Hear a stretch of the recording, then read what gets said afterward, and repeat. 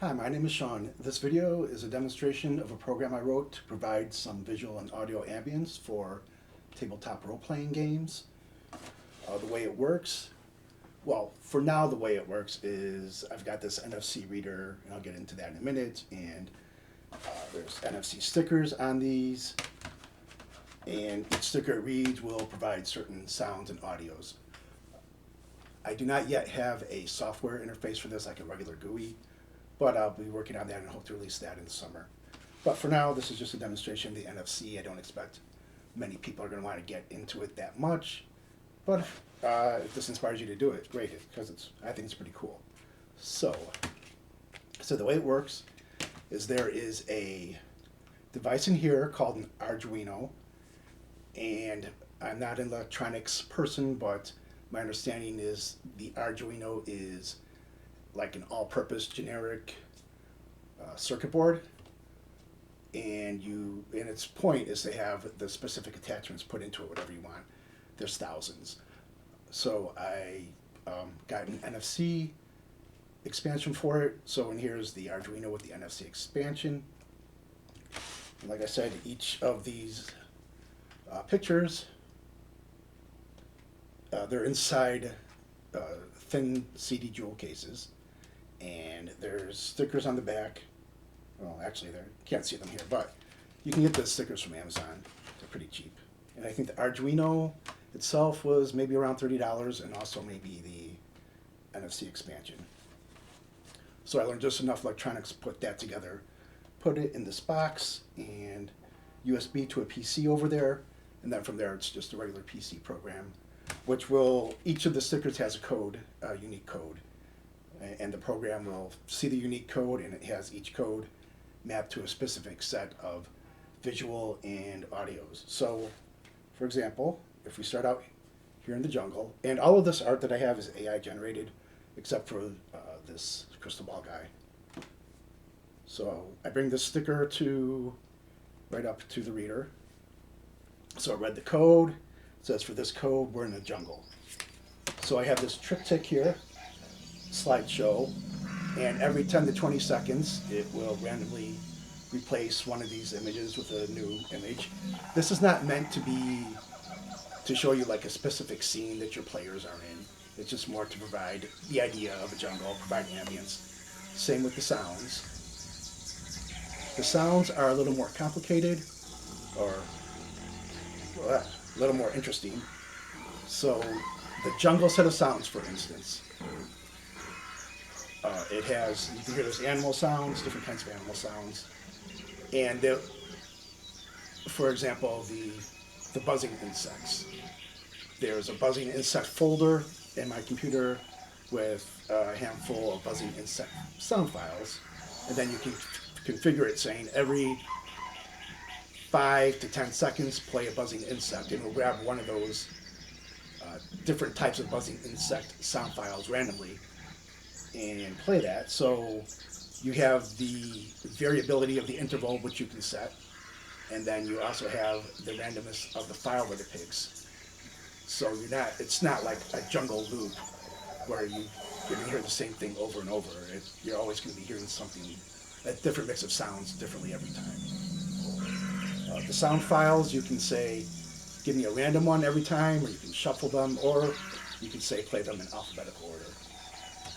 And each sound element, like the buzzing insects or the birds or whatever, have their own volume configuration, so you can mix things lower or higher as you want. And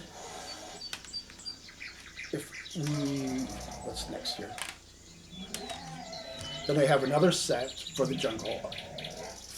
So this is during the day. This guy is a toggle for day and night. So I'm not actually going to play UFO strangers in the night. I just didn't make a relevant picture for this yet. But the sticker in here says toggle between day and night, so I put it up here to the crystal ball. And now we're in jungle nighttime. Different set of slides, different set of sounds. And then you're done. You camp overnight, and there you are back to jungle daytime. And then next, if we get out of the jungle and we go to the plains, So here's the planes, bring this up. So every time you do a new landscape, it's going to stop the current one, stop all the sounds, and then play the sounds for that landscape. And then obviously you get a new set of images, and all the landscapes you can toggle day or night, assuming you've configured a separate set of images and sounds for the day and the night, which I have. So now this is the planes at night. I like the day better. That's for environments. There is a different kind of sound that there's a different kind of sound that doesn't stop the plane sounds, and I call these sprinkles. So these would be sounds that you want to play over or with your current environment sounds. And again, I did not print a relevant picture, so I'm not going to play Screaming for Vengeance for you. This is just going to play battle music. And it's going to play with the plane sounds.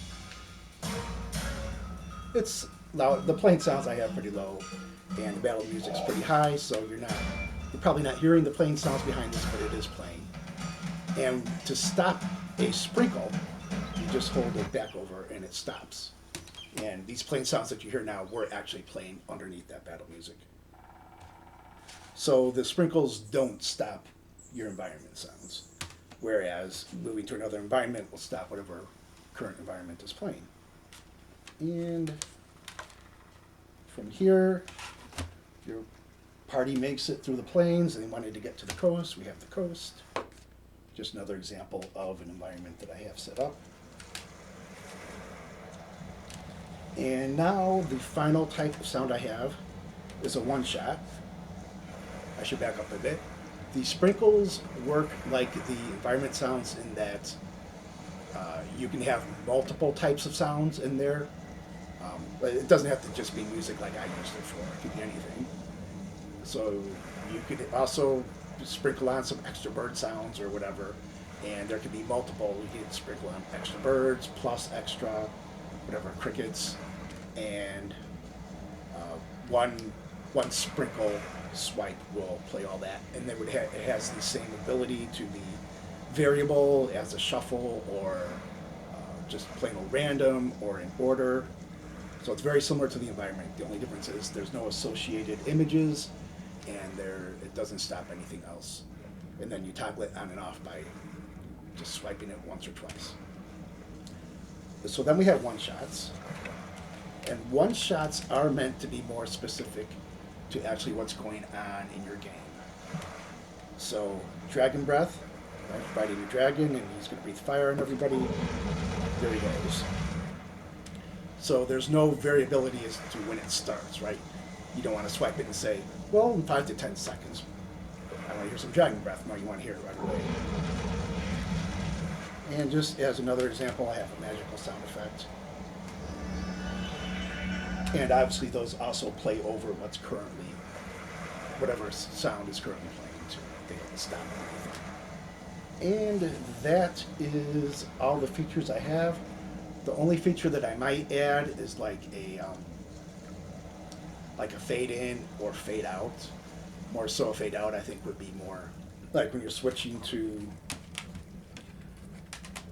go back to the jungle, right? The planes just stopped and then the jungle started playing.